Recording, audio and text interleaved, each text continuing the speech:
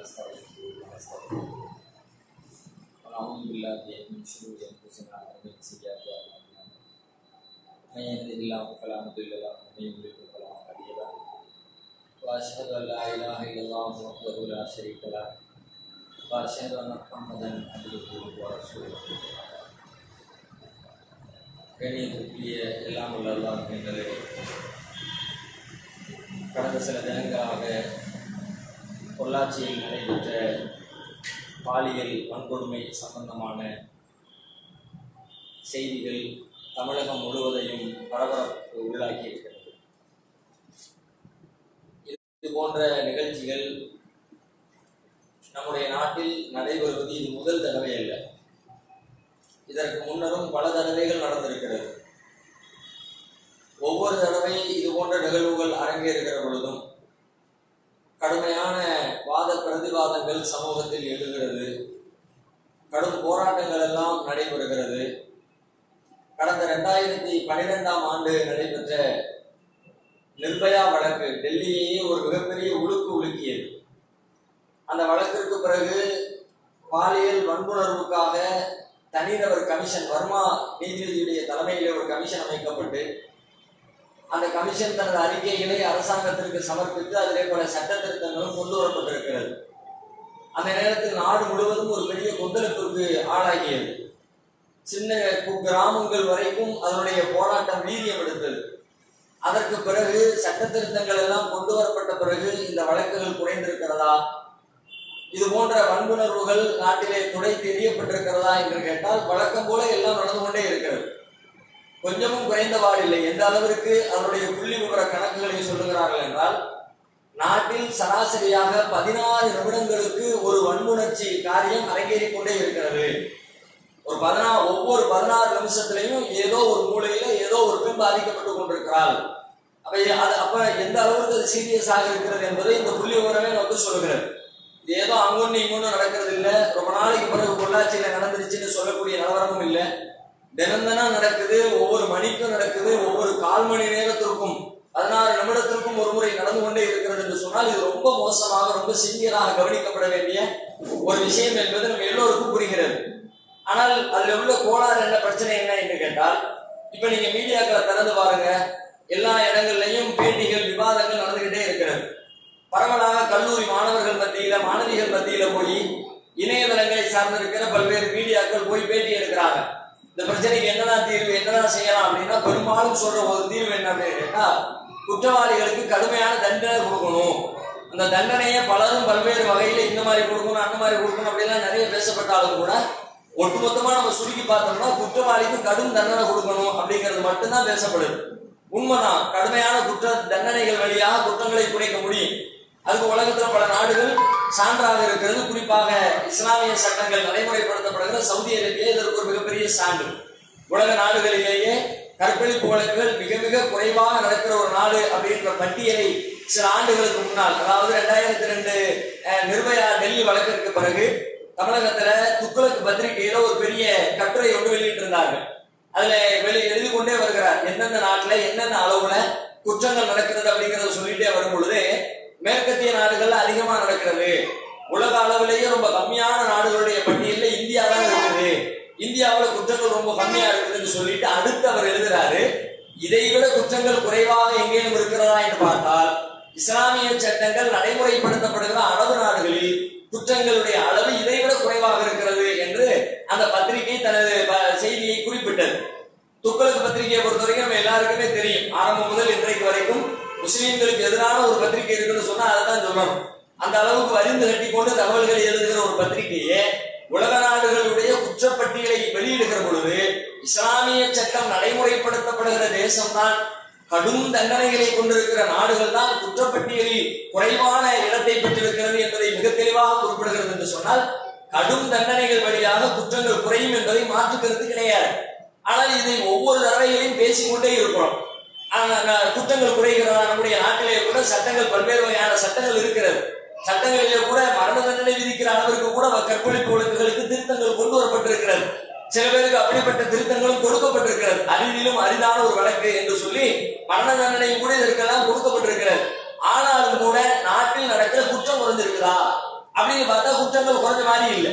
அப்ப ஒவ்வொரு தடவையும் கடுமையான சட்டம் பேசி என்ன பயன், அது சொல்றதுனால என்ன பாயலா அப்படி நம்ம யோசிச்சு பார்த்தோம்னா தண்டனைகளில் மட்டுமே இல்லை, வெறுமனே தண்டனை வழங்கு என்ற கோஷத்தில் மட்டுமே குற்றத்தை குறைத்து விட முடியாது.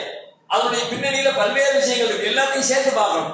இது ஒரு சமூக பிரச்சனை, இதை சார்ந்து பல்வேறு துறைகள் இருக்கிறது, பல்வேறு சமுதாய மக்கள் இருக்கிறார்கள், சமுதாயத்துடைய சிந்தனைகள் இருக்கிறது. எல்லாத்தையும் கவர் பண்ணி சரி பண்ணினாதான் குற்றங்களை குறைக்க முடியுமே தவிர ஏதோ அது உள்ள ஒரே ஒரு சின்ன துணுக்கம் மட்டும் எடுத்து வைத்துக் கொண்டு அது ஒரு குறிப்பிட்ட முக்கியமான ஒரு பார்த்து மட்டும் வைத்துக் கொண்டு இதை சரி பண்ணிட்டா மொத்த பிரச்சனையை சரி பண்ணிடலாம் என்று சொல்வது ஒரு மாய். இந்த நேரத்தில் தற்காலிகமாக பேசுவதற்கு ஒரு பேசுபொருளாக இருக்கலாமே தவிர உண்மையிலே எதிர்காலத்தில் இது போன்ற குற்றங்கள் இதனால் குறையுமா என்றால் கண்டிப்பாக குறைய போவதில்லை. இப்ப நாம பரபரப்பாக பேசிட்டு இருக்கிறோம்ல, குறிச்சு வச்சுங்க, இன்னும் 2 வருஷத்துக்கு பிறகு இதே மாதிரி இன்னொரு வழக்கு பேசத்தான் போகிறோம். நம்முடைய நாட்டுடைய சட்டம் அப்படித்தான் இருக்கிறது. அப்படியெல்லாம் ஒண்ணுமே இல்லாம ஆயும் அப்படின்னு சொல்லக்கூடிய எந்த உத்தரவாதமும் கண்ணுக்கு தெரிஞ்சு இல்லவே.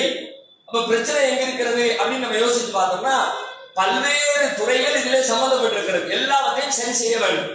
குறிப்பாக இது போன்ற குற்ற வழக்குகள், வன்புணர்ச்சி வழக்குகள் வருகிற பொழுது கவனத்திலே கொள்ளப்படாத முக்கியமான ஒரு துறை இருக்கிறது என்று சொன்னால் அது மருத்துவத்துறை. மருத்துவத்துறை பத்தி நீங்க நல்ல இந்த ஒரு வார காலமா பாருங்க, யாராவது மெடிக்கலை பத்தி டாக்டர்ஸை பத்தி இந்த வழக்கு சம்பந்தமா பேசும் பொழுது ஹாஸ்பிட்டல் சம்பந்தமான ஒரு பேச்சு வந்திருக்கிறதா, மருத்துவர் சம்பந்தமா ஒரு பேச்சு வந்திருக்கிறதா, வந்திருக்க. குற்றவாளிகளை பத்தி பேசுவாங்க, போலீஸை பத்தி பேசுவாங்க, தண்டனைகளை பத்தி பேசுவாங்க, அந்த குற்றத்திற்கு பாதிக்கப்பட்ட அந்த பெண்ணுடைய காரணம் என்ன அப்படிங்கறத பத்தி அலசுவாங்க.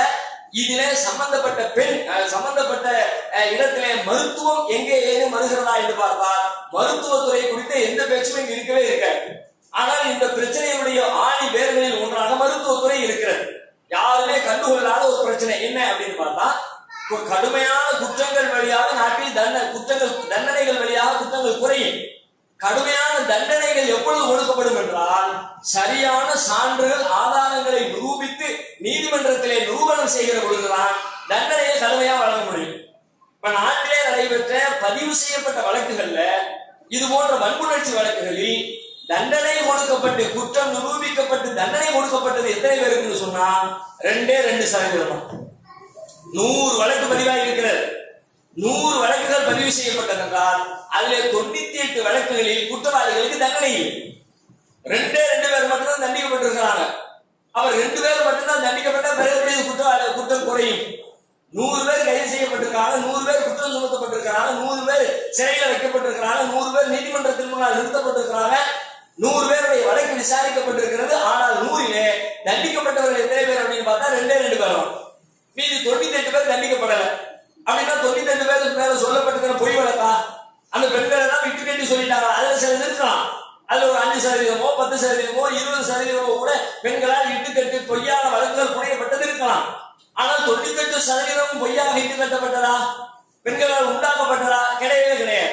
அதுல பெரும்பாலான வழக்குகள் உண்மையாகவே அந்த பாதிக்கப்பட்ட பெண்களால் தொடுக்கப்பட்ட வழக்குகள் தான். ஆனால் ஏன் அங்கே நிரூபிக்கப்படவில்லை, ஏன் அவர்களுக்கு தண்டனை வழங்கப்படவில்லை அப்படின்னு சொன்னா தண்டிக்கப்படுவதற்கு சான்றுகள் தேவை, ஆதாரங்கள் தேவை. இந்த ஆதாரங்களை எங்கிருந்து பெறுவது, எதன் வழியாக ஆதாரங்களை பெறுவது என்று கேட்டால் மருத்துவத்துறை வழியாகத்தான் ஆதாரங்கள் நீதிமன்றத்திலே சமர்ப்பிக்கப்படும். ஒரு பெண் பாலியல் வன்புணர்வுக்கு ஆளாகி இருக்கிறார் என்று சொன்னால் அடுத்த கட்டமாக நீதிமன்றத்திற்கு காவல்துறைக்கு போவதற்கு முன்பாக அவர்கள் மருத்துவரை நாட வேண்டும், ஹாஸ்பிட்டலுக்கு போகணும், அவங்க அதை டெஸ்ட் எடுக்கணும், பாதிக்கப்பட்டுதான் இருக்கிறாங்க, இந்த மாதிரி வன்முறைச்சி நடந்திருக்கிறது என்பதற்கான சரியான முறையான சான்றுகளை மருத்துவர் தருகிற பொழுது அந்த சான்றுகளை கொண்டு போய் நீதிமன்றத்தில் கொடுத்தாதான் நீதிமன்ற ஆதாரம் இருக்குன்னு சொல்லி தீர்ப்பளிக்கும். இல்லாட்டி எவ்வளவு பெரிய நீதிபதியா இருந்தாலும் தரலாம், எவ்வளவு பெரிய கரைச்சி குடிச்ச அறிவாளியா இருந்தாலும் தரலாம், அனுபவிக்கவரா இருந்தாலும் தரலாம், அவருக்கு பக்கத்து வீட்டிலே நடைபெற்ற குற்றமா இருந்தாலும் தரலாம், அவருடைய மனசு இது குற்றம் நடந்திருக்குன்னு சொன்னாலும் தரலாம். ஆனால் தண்டனை வழங்க முடியாது. ஏன்னா தண்டிக்கிறதுக்கு சான்று வேணுமே, சட்டப்படி சொல்லணுமே. தண்டனை கொடுக்கிறதா இருந்தா சட்டப்படி தீர்ப்பளிக்கணும். என்ன சட்டப்படி தீர்ப்பளிச்சோம், என்ன ஆதாரத்தின்படி தீர்ப்பளிச்சோம் அப்படின்னா ஆதாரம் தேவை. ஆதாரங்கள் எங்கிருந்து கிடைக்கும்? மருத்துவர்கள் தான் ஆதாரத்தை கொடுக்கணும். பரிசோதனை பண்ணி இத்தனை மணி நேரத்தில் இந்த பெண் என்னுடைய மருத்துவமனைக்கு வந்தா அவருடைய உடல்ல என்னென்ன காயங்கள் இருந்துச்சு, என்னென்ன மாதிரியான உயிரணுக்கள் கைப்பற்றப்பட்டிருக்கிறது, அவருடைய உடலில் இப்படி கீறல்கள் இருந்துச்சு, அந்த கீறல்கள் இப்படி பதிவு செஞ்சிருக்கோம், அதுல இந்த ரத்த பரிசோதனைக்கு உட்படுத்தப்பட்டது, அந்த ரத்தம் இந்த மனிதனுடைய ரத்தத்தோடு ஒத்து போகிறது, எல்லா விவரத்தையும் டாக்குமெண்டா ரெடி பண்ணி அவ கையில கொடுக்கணும், அவங்க போய் கோர்ட்ல கொடுக்கணும். ஆனா நம்ம நாட்டுல இருக்கிற மருத்துவத்துறை இதை செய்கிறதா என்று சொன்னால் நாட்டிலேயே ஆக கேடு கட்டவர்கள் அப்படின்னு ஒருத்தர் நீங்க சொல்லுங்க என்று என்னிடத்திலே கேட்டால் நான் முதலிடத்திலே சொல்லுவது மருத்துவர்களை தான். மருத்துவர்களை போல மகா மோசமானவர்கள், மகா கெட்டவர்கள் இந்த தேசத்தில் வேறு எந்த துறையை சார்ந்தவர்களையும் நான் சொல்லவே மாட்டேன். எல்லா துறையிலையும் கேடு கட்டவர்கள் இருக்கிறார்கள், எல்லா துறையிலையும் அயோக்கியர்கள் இருக்கிறார்கள். ஆனால் மருத்துவத்துறை செய்கிற அயோக்கியத்தனம் என்பது நம்பிக்கைக்கு மோசடி. நம்பி வருகிறான் ஒருவன், அவருடைய தன்னுடைய உயிரை காப்பாற்றி எப்படியேனும் காப்பாற்றி விடுவார் என்று சொல்லி அவரை நம்பி வருகிறான். நம்பிக்கைக்கு மோசடி செய்யக்கூடியவர்களாக மருத்துவர்கள் இருக்கிறார்கள். அவருடைய வருகையை எப்படியேனும் பயன்படுத்தி காசு சம்பாதிக்க வேண்டும். எல்லா துறையிலும் இப்படிப்பட்ட ஆள் இருக்கிறான், காசு சம்பாதிக்கிற காரியம் மோசடி பண்ணக்கூடியவன். ஆனா இந்த மாதிரி ஏமாற்றக்கூடிய நிலையில் யார் இருக்கிறார் யோசிச்சு பாருங்க. ஒண்ணுமே கிடையாது. அவர் காப்பாத்திட்டாருன்னா அவர் கடவுள்னு சொல்லக்கூடிய ஆளுக்கு தான் இருக்கிறாங்க. நீங்க தான் கடவுள் மாதிரி வந்து காப்பாத்தினீங்க, உங்களை காலம் முழுக்க நான் மறக்க மாட்டேன் என்றெல்லாம் தன்னுடைய நன்றியை பல பேர் வெளிப்படுத்துகிறார்களே, அப்படிப்பட்ட அந்த நன்றிக்கு உரியவர்களாக மருத்துவர்கள் நடந்து கொள்கிறார்களா? கிடையவே கிடையாது. தங்களுடைய வருமானம் மட்டுமே அவர்களுக்கு குறிக்கோள். அதற்காக வேண்டி எப்படிப்பட்ட வழக்குகளையும் எப்படி மாற்றி எழுதுவதற்கு அவர்கள் தயாராக இருக்கிறார்கள். இப்ப சர்வ சாதாரண எடுத்துக்கொள்ளுங்க, சின்னதிலிருந்து பெருசு வரைக்கும் நீங்க மருத்துவர்களுடைய நிலைமையை எடுத்து பாருங்க. மருத்துவத்துறை ஒரு கிளினிக்குள்ள நுழைஞ்சாலே பெரும்பாலும் விதிவிலக்குகள் சில இருக்கலாம். நீங்க யாராவது சில பேர் விதிவிலக்கா கொண்டு வச்சுக்கிறார், அப்படி இல்லை அப்படி இப்படி நீங்க சொல்லலாம். ஆனால் உண்மையிலே அப்படி விதிவிலக்கான மருத்துவர்கள் இருக்கிறார்கள். நான் விதிவிலக்கான மருத்துவர்களை விட்டுட்டேன். பெருவாரியான மருத்துவர்கள் டாக்டர்ஸ் எப்படி இருக்கிறாங்க? ஏன்னா இன்னைக்கு நாட்டிலேயே ஒரு ப்ரொஃபஷனலா ரொம்ப பெரிய மதிப்பிற்குரியதாக யார் பார்க்கப்படுகிறார் என்றால் மருத்துவரை தான் பார்க்கிறார். டாக்டர் பிள்ளைய படிக்கிறத பத்தி என்னப்பா படிக்க போறேன்னு எடுத்துக்கிட்டா வாயில வர்றது என்ன? டாக்டர் ஆக போறேன், இன்ஜினியர் ஆக போறேன், முதல் வார்த்தை டாக்டர். ஆனால் அந்த டாக்டர் செய்யக்கூடிய கேடு எவ்வளவா இருக்கிறது?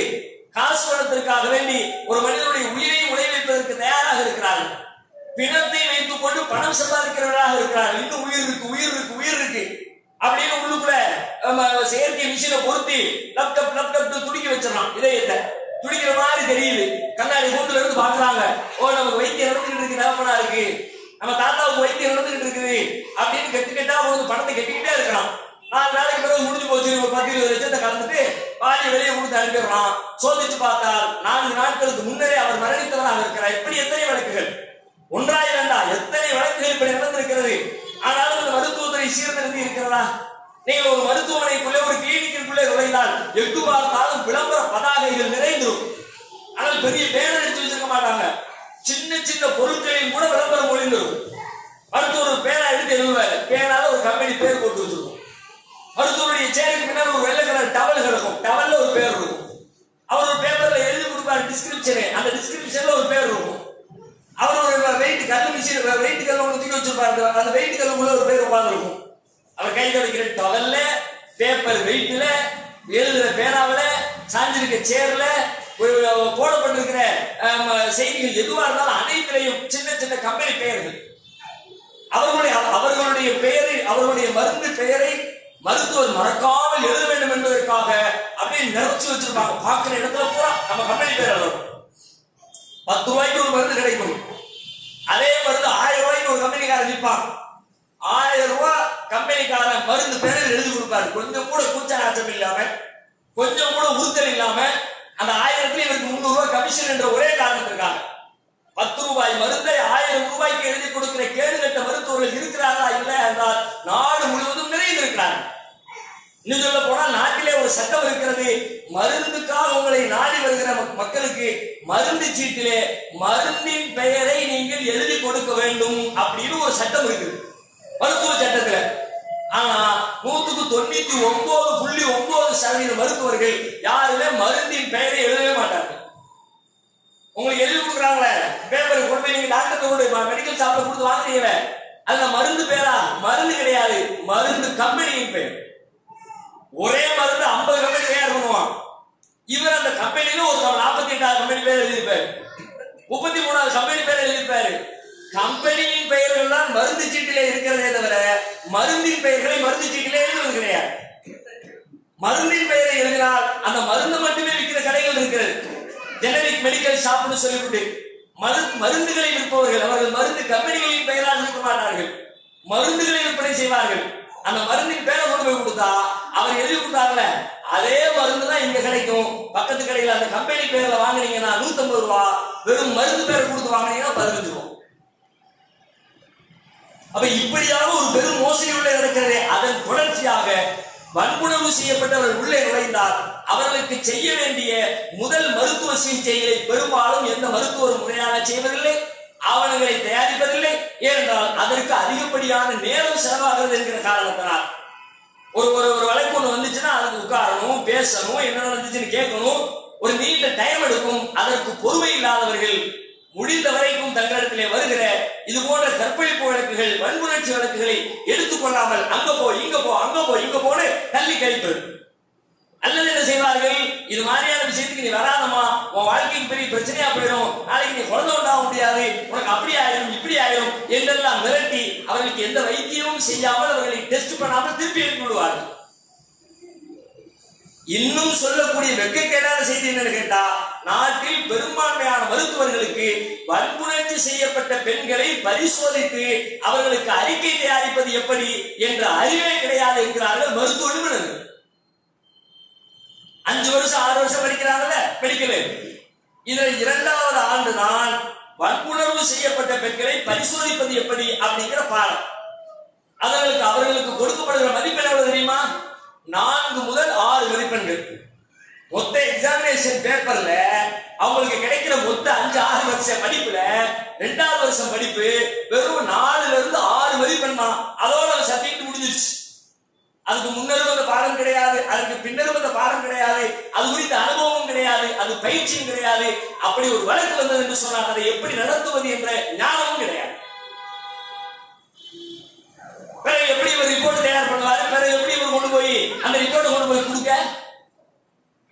இந்த ரிப்போர்ட்டுகள் சரியில்லாத காரணத்தினாலேயே கிட்டத்தட்ட 50% மேற்பட்ட வழக்குகள் பொய் வழக்கு என்று தள்ளுபடி செய்யப்பட்டிருக்கிறது. அது ஆதாரங்கள் என்று தள்ளுபடி செய்யப்பட்டிருக்கிறது. அப்படின்னா வெறுமனே தண்டனை கொடுத்தா தண்டனை எப்படி கொடுக்கிறது? ஆதாரத்தை வச்சு தானே. இந்த மருத்துவத்துறை ஒழுங்காக வேலை செய்கிறதா என்று விவாதம் திரும்ப வேண்டும். விவாதம் என்பது வெறுமனே தண்டிங்கள் மட்டும் பேசிட்டு கூட விடக்கூடாது. உங்களை எல்லாம் கொந்தளிக்கிறாங்க. யூடியூப்ல பேஸ்புக்ல பாத்தீங்கன்னா அப்படி தன்னுடைய உணர்வுகளை கொட்டுறாங்க, விடக்கூடாது, உங்களை நடுவோட்டில் வச்சு சுடணுங்கிறாங்க, அவருடைய ஆணுறுப்பை வெட்டி எரியுங்கிறாங்க, என்னெல்லாமோ தண்டனைகள் சொல்றாங்க. எல்லாம் தெரியலாம். தண்டனைகளை கடுமைப்படுத்துவோம். எப்படி? குற்றவாளி என்று சொன்ன உடனே தண்டனை கொடுத்துட முடியுமா? இவன் குற்றம் செய்தான் நிரூபி தடவை தண்டனை கொடுக்கணும். நிரூபிக்கிற யார்கிட்ட போக வேண்டியது இருக்குது? அவர் நிரூபிக்கிற வேலையை செய்யணுமா இல்லையா? அந்த வேலையை செய்யறதுக்கு டாக்டர்கள் தயாராக இல்லை. இந்த மொத்த விவாதத்தை மருத்துவர்களை யாரும் கணக்கில் எடுத்துக்கொண்டதே கிடையாது.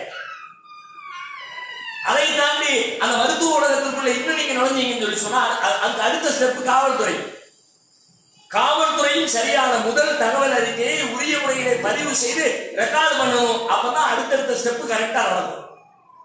அடுத்து காவல்துறையும் மோசம். நம்ம நாட்டு காவல்துறை சொல்ல தேவையில்லை.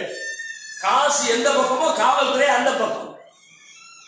பாதிக்கப்பட்டு இருப்பார்கள். 2 வயது குழந்தை பாதிக்கப்பட்டிருந்தாலும் கூட இரக்கமற்ற முறையிலே நடந்து கொள்கிற காவல்துறையின் எண்ணிக்கை ஏராளம் நம்முடைய நாட்டிலே.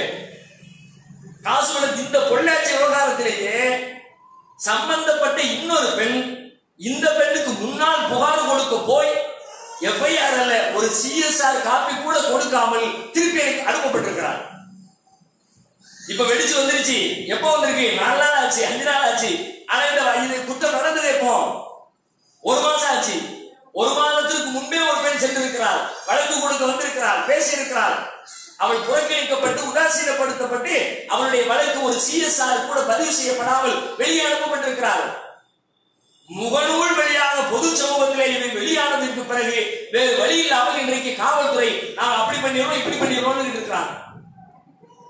சிபிசிஐடிக்கு மாத்தி சிபிஐக்கு மாத்த போற எல்லாமே பேசிட்டு இருக்கிறாங்க. அதை முதலாக ஒருவர் கொண்டு வந்து கொடுத்தாங்க கம்ப்ளைண்ட். அப்பவே பதிவு பண்ண வேண்டியது பதிவு பண்ணல.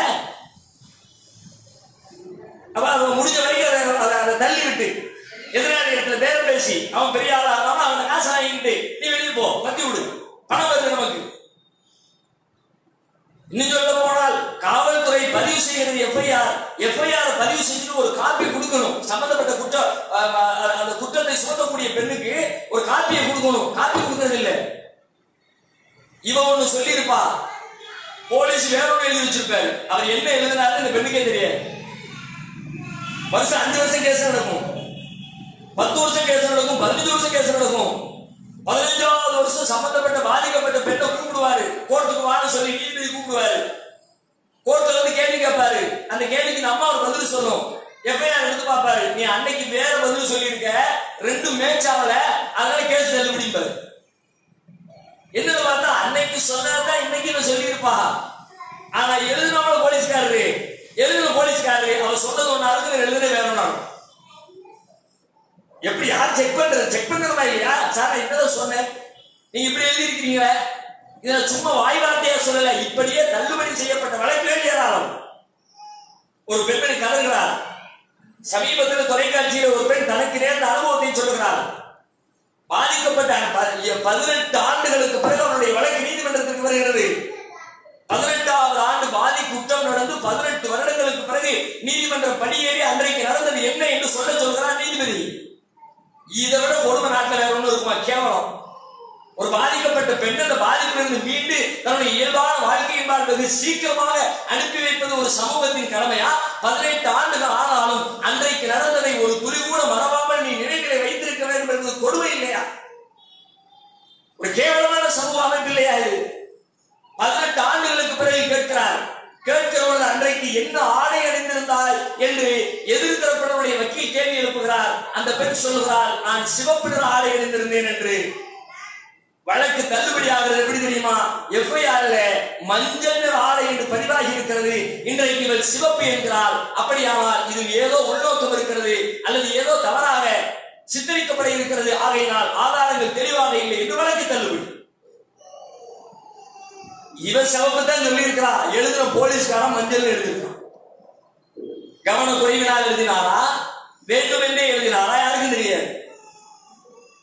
அவை இதை சரி செய்யாமல் நாட்டிலே குற்றங்கள் கடும் தண்டனைகள் வழியாக குற்றத்தை குறைச்சலாம்னா எப்படி குறைக்க முடியும்? குற்றவாளிக்கு தண்டனை கொடுக்கணும்னா அதுக்கு ஆதாரம் தேவை, எஃப்ஐஆர் தேவை, சாட்சிகள் தேவை. அதற்குரிய வழிமுறைகளை எல்லாம் கண்டுகொள்ள மாட்டோம். கடைசியாக தண்டிக்கிற இடத்தை பத்தி மட்டுமே பேசுவோம்னு சொன்னா, இன்னைக்கு சொல்ல போனால் அந்த நீதிமன்றத்திற்கு வந்ததற்கு பிறகு பாதிக்கப்பட்டவர்களுக்கு எழுப்பப்படுகிற அவமானங்கள் கொஞ்சம் நெஞ்சம் இல்லை. இன்னொரு பெண் தனக்கு நேர்ந்த அனுபவத்தை பதிவு செய்கிறாள். இதே போல நீண்ட நெடு நாட்களாக அலைந்து வழக்கு நீதிமன்றத்திற்கு வருகிறது. நீதிமன்றத்துக்குள்ளே நுழைந்து பார்த்தால் அன்றைக்கு அவள் அணிந்திருந்ததாக சொல்லப்பட்ட ஆடைகள் ஒரு மிகப்பெரிய அட்டையிலே கோர்க்கப்பட்டு அவளுடைய உள்ளாடை முதல் கொண்டு அனைத்தும் காட்சி பொருளாக நீதிமன்றத்தில் கொண்டு வந்து வைக்கப்பட்டு விவாதிக்கப்படுகிறது. அவள் சொல்லுகிறாள், நான் ஏன் நீதிமன்றத்திற்கு வந்தேன்? வராமலேயே போயிருக்க வேண்டுமே, இப்படிப்பட்ட ஒரு அவமானத்தை நான் சந்திக்காமலே இருந்திருக்க வேண்டுமே. இந்த கேள்விகளுக்கு பதிலளிப்பதற்குள்ளாக அன்றைக்கு நான் ஒரு முறை துன்புறுத்தப்பட்டேன். ஆனால் இன்றைக்கு இத்தனை ஆண்டுகளுக்கு பிறகு நீதிமன்றத்திலே எதிர்வாதியாக இருக்கிற எதிர்தரப்பு வக்கீலுடைய வாதங்களால் கேள்விகளால் நான் ஒவ்வொரு முறையும் அப்படி துன்புறுத்தப்படுகிறேன் என்று அந்த பெண் சொல்லுகிறார். இதை சரி செய்யாமல், இதற்கு தீர்வு காணாமல் எப்படி குற்றங்களை குறைக்க முடியும்? அதையும் தாண்டி நீதிமன்றத்திற்கு எல்லா சாட்சிகள் ஆதாரங்களோடு வந்து சேர்ந்தால் நீதிமன்றம் உரிய முறையிலே விரைவாக வழக்கை விசாரித்து தீர்ப்பு சொல்லி அனுப்புகிறது. அதுவும் கிடையாது. எனக்கு தெரிந்து 28 ஆண்டுகளாக பாலியல் வன்முறை வழக்கு நடத்தி கொண்டிருக்கிற ஒரு பெண் இருக்கிறார். 28 ஆண்டுகள். என்ன வழக்கு, அது எப்படி நடக்கும்? ஆனால் நம்முடைய நீதிமன்ற நீதி சட்ட புத்தகத்தை பற்றி எல்லா சட்ட அறிஞர்களும் உலகம் முழுக்க எப்படி பேசுவாங்க தெரியுமா? தாமதிக்கப்பட்ட நீதி மறுக்கப்பட்ட நீதிக்கு சமம். அப்படியே புல்லடிச்சு போகும். அப்பா எம்மா பெரிய சட்டம் நம்ம சட்டம். கிரிமினல் ஆக்ட் நீதி பாதிக்கப்பட்டவருக்கு நீதி வழங்குறதா இருந்தா நம்ம நாட்டு சட்டத்தை அடிச்சுக்கிறதுக்கு எவரும் இல்லடா அப்படின்னு உடம்பெல்லாம் சிலிர்த்து போடும். தாமதிக்கப்பட்ட நீதி மறுக்கப்பட்ட நீதி சரிதான். ஆனா ஒரு நாளும் நீ தாமதிக்காமல் நீதி வழங்கலையே, பிறகு என்ன நீதி? பிறகு என்ன நீதிமன்றம்? நீதிமன்றம் என்று சொல்வதற்கு இந்த நாட்டிலே எது இருக்கிறது? சொல்லுங்க பார்க்கலாம். கேவலம் நிறைந்த இடங்களுக்கு போய் நீதிமன்றங்களா? அநீதி இழைக்கின்ற இடங்களுக்கு போய் நீதிமன்றங்களா? அவமானங்களை வாரி வழங்குகிற இடத்திற்கு போய் நீதிமன்றங்களா? ஒரு பொள்ளாச்சி வழக்கு வந்து விட்டது என்று தாம் தூம் என்று குதிப்பதே நியாயமில்லை. அறிவார்ந்து சிந்திக்க வேண்டும். பிரச்சனைகளின் ஆணி வேரை கண்டறிய வேண்டும். அதற்கு தீர்வு காண வேண்டும். வள்ளுவன் சொல்வதை போல நோய் நாடி நோய் முதல் நாடி அதுதனிக்கும் வாய் நாடி வாய்ப்ப செயல். நோய் ஏன் வந்தது என்ற காரணத்தை கண்டுபிடித்து மருத்துவம் செய்யாமல் நீங்கள் என்ன மருத்துவம் செய்தாலும் திரும்ப திரும்ப திரும்ப அந்த நோய் உங்களை தாக்கிக் கொண்டேதான் இருக்க போகிறது. ஆகையினால் இந்த பிரச்சனையின் பின்னணியிலே, இந்த குற்றங்களின் பின்னணியிலே ஒரு மிகப்பெரிய சமூகத்திற்கு பொறுப்பு இருக்கிறது. அதை விட மிக முக்கியமாக சமூகத்தவர்களுடைய பார்வையில் ஒரு பெரும் மாற்றம் தேவை. ஒரு பெண் பாதிக்கப்பட்டு வந்து நிற்கிறார். அவள் விரும்பி சென்றால், விரும்பாமல் சென்றால், காதல் அழைத்து சென்றால், அதுக்கு எல்லாம் தப்பு. அது ஒரு பக்கம் வைப்போம். நீ எப்படி போன அதெல்லாம் கேள்வி கேட்கத்தான் வேணும், மறுக்க முடியாது. உனக்கு அறிவு இல்லையா, இவ்வளவு பெருசு வளர்ந்துருக்கியா, அப்பா அம்மா சொல்ல வேண்டியதானே, ஓகேதான். எல்லா கேள்விகளும் நியாயமா, அவர்களுக்கும் சில தவறுகள் இருக்கத்தான் செய்கிறது. ஏன்னா இப்ப நடந்தது வெறுமனை யாரோ தெரியாதவர்கள் பல பேர் என்ன அறிவு சொன்னாங்க தெரியுமா? தெரியாதவங்களோட பேஸ்புக்ல ஃப்ரெண்ட்ஷிப்பா சேர்த்துக்காதீங்க, தெரியாதவங்களோட பேசாதீங்க, தெரியாதவங்களோட உங்க போட்டோவை ஷேர் பண்ணிக்காதீங்க. நடந்த நிகழ்வுகள் எல்லாம் தெரியாதவர்களோட, எல்லாம் தெரிந்தவர்கள், பழகியவர்கள், உடன் படிக்கிறவர்கள், ஏற்கனவே படித்தவர்கள், பக்கத்து வீட்டுக்காரர்கள், அறிமுகமானவர்கள். நம்ம நாட்டு அறிவுஜீவிகளை நினைச்சா ஆச்சரியமா இருக்கிறது. உட்கார்ந்து டிவியில உட்கார்ந்து விவாதம் பண்றாங்க. எதுக்கு இவங்களை எல்லாம் கூப்பிட்டு நல்ல சிந்திக்கிற மக்களை உண்டாக்கிவான போல இருக்கு. அறியாதவர்களோடு கேர்ஃபுல்லா இருங்க. அதே நடக்கிற குற்றம் எல்லாம் அறிந்தவர்களோடு, அறியாதவர்களோடு நடக்கிற குற்றம் 2% 3%. அதெல்லாம் எப்பவாவது ஒரு நடக்கும், நினைச்சே பார்க்க முடியாது. அறிந்திரும் அறிந்து அந்த வழக்கு. தெரியாதவன் வழியாக துன்புறுத்தப்படுவது அரிதான வழக்கு.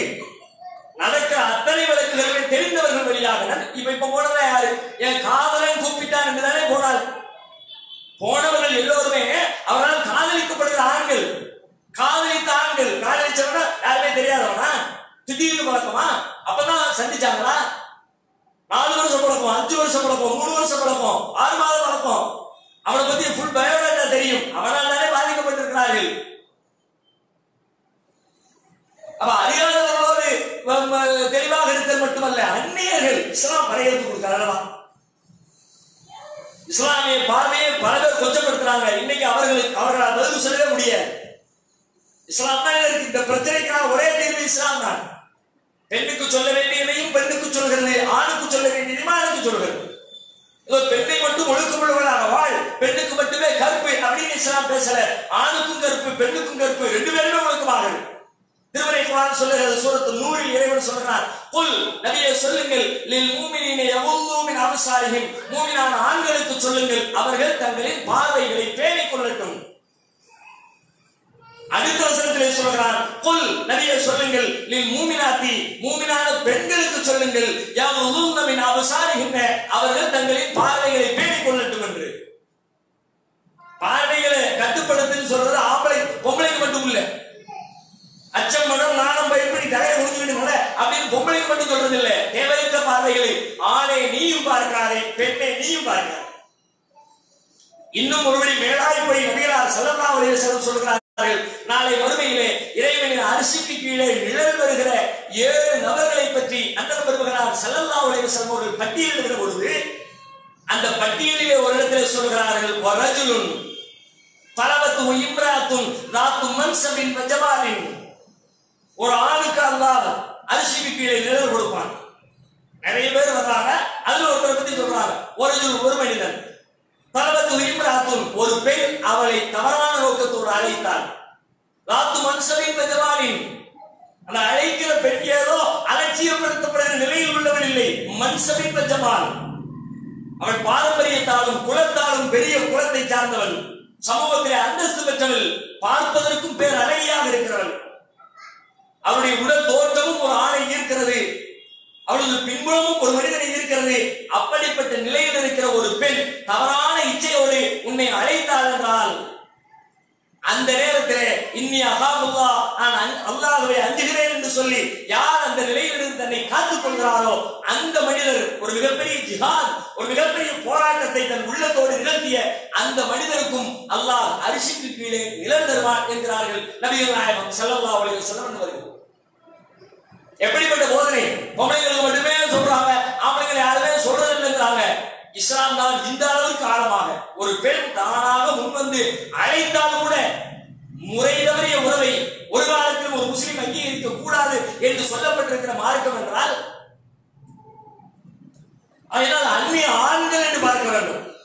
திருமணம் செய்வதற்கு அனுமதிக்கப்பட்ட உறவா தடுக்கப்பட்ட உறவா அப்படி பகுத்து பார்க்க வேண்டுமே தவிர அறிமுகமானவனா அறிமுகமற்றவனா, கடைக்கு வர்றவரா கடைக்கு வராதவரா, நமக்கு தெரிஞ்சவரா நமக்கு தெரியாது மேட்டே கிடையாது. அவர் தெரிஞ்சவங்க இருக்கலாம் தெரியாதவங்க இருக்கலாம். அவருக்கும் எனக்கு என்ன உறவு? என் தந்தையா, என் சகோதரனா, என் சகோதரி மகனா, என் சகோதரன் மகனா, என் பெரியம்மாவா, என் சின்னம்மாவா, என்ன உறவு? அந்த இரத்த உறவின் அடிப்படையிலே நம்முடைய பந்தவாசங்கள் கட்டமைக்கப்பட வேண்டும், உறவுகள் மேம்படுத்தப்பட வேண்டும்.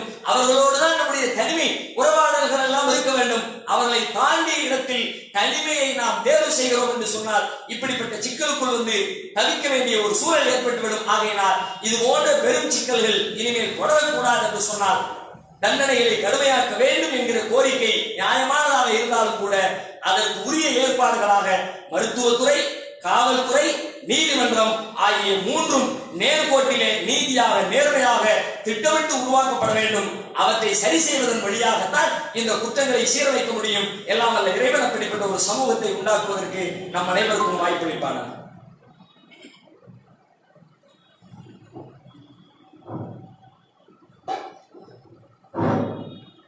அல்ஹம்துலில்லாஹி ரப்பில் ஆலமீன் வஸ்ஸலாத்து வஸ்ஸலாமு அலா காத்திமில் அன்பியாஇ வல் முர்ஸலீன். அன்புக்குரிய சகோதர சகோதரிகளே, இன்றைய தினம் நியூசிலாந்து நாட்டில் கிறிஸ்ட் சர்ச் என்று சொல்லப்படுகிற ஒரு நகரத்தில் 2 பள்ளிவாசல்களுக்குள் அத்துமீறி நுழைந்த சில தீவிரவாதிகள் அங்கு தொழுது கொண்டிருந்த வழிபாட்டில் ஈடுபட்டு கொண்டிருந்த ஏராளமான முஸ்லீம்கள் மீது கடுமையான ஒரு துப்பாக்கி சூட்டை நிகழ்த்தியிருக்கிறார்கள். அதில் ஏறத்தாழ 40 முஸ்லீம்கள் படுகொலை செய்யப்பட்டிருப்பதாகவும் 20 முஸ்லீம்கள் படுகாயத்திற்கு உள்ளாகி இருப்பதாகவும் தகவல்கள் இன்றைக்கு காலையில் நம்மை வந்து அடைந்திருக்கிறது. மிகவும் துக்கமான ஒரு செய்தி. இது போன்ற வன்முறை சம்பவங்கள் நாட்டின் பல்வேறு பகுதிகளில் நடந்து கொண்டிருக்கிறது. பொதுவாகவே வன்முறைகள் நிகழ்கிற பொழுதெல்லாம் அதற்கு முஸ்லீம்கள் தான் காரணம் என்கிற பொதுவான ஒரு கருத்தை சில பேர் பரப்பிக் கொண்டே இருக்கிறார்கள்.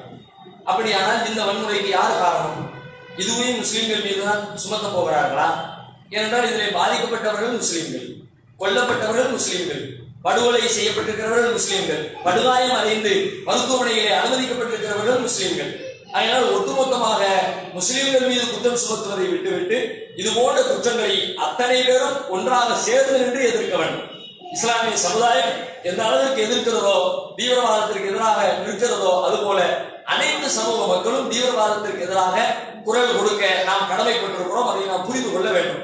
அதில் பாராட்டத்தகுந்த முக்கியமான அம்சம் என்ன என்று கேட்டால், நியூசிலாந்து அதிபர் பிரதமராக இருக்கிறவர் ஒரு பெண்.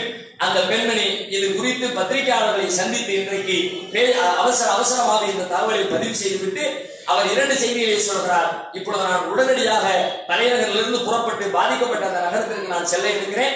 ஆகையினால் விரைவாக இந்த பத்திரிகையாளர் சந்திப்பை நான் முடித்துக் கொள்கிறேன் என்று பாதிக்கப்பட்ட இடத்திற்கு புறப்படுகிறவராக இருக்கிறார். ஒன்று.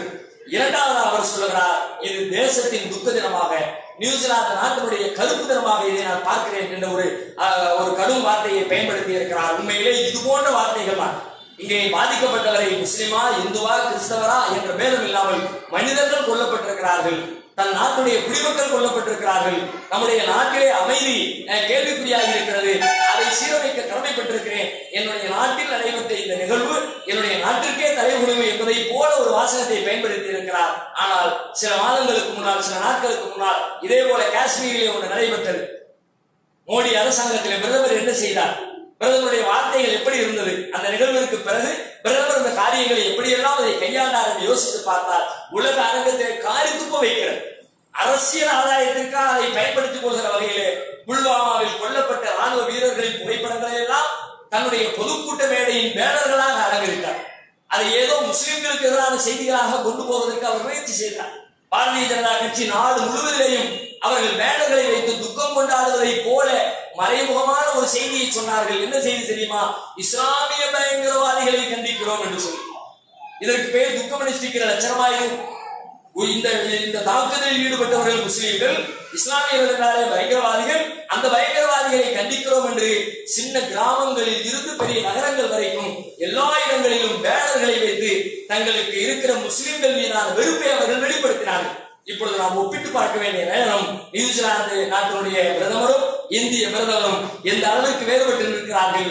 யாரை நாம் எடுக்க வேண்டும், யார் போல நம்முடைய தேசத்தின் தலைவர்கள் உருவாக வேண்டும் என்பதை புரிந்து கொண்டால்தான் அடுத்து வரக்கூடிய நாட்களில், அடுத்து வரக்கூடிய தேர்தல்களில் யாரை தேர்வு செய்ய வேண்டும், யாரை புறந்தள்ள வேண்டும் என்ற புரிதல் இந்திய மக்களுக்கு இருக்கும். மிக விரைவாக வர இருக்கிற தேர்தல்களில் அந்த புரிதலை உண்மையாக வெளிப்படுத்தி ஒரு சரியான ஜனநாயகத்தை கட்டமைப்பதற்கு பாடுபட வேண்டும். எல்லாம் அல்ல இறைவன் நம் அனைவருக்கும் அதற்குரிய நல்லொருளை தந்தருள் புரிவானார்.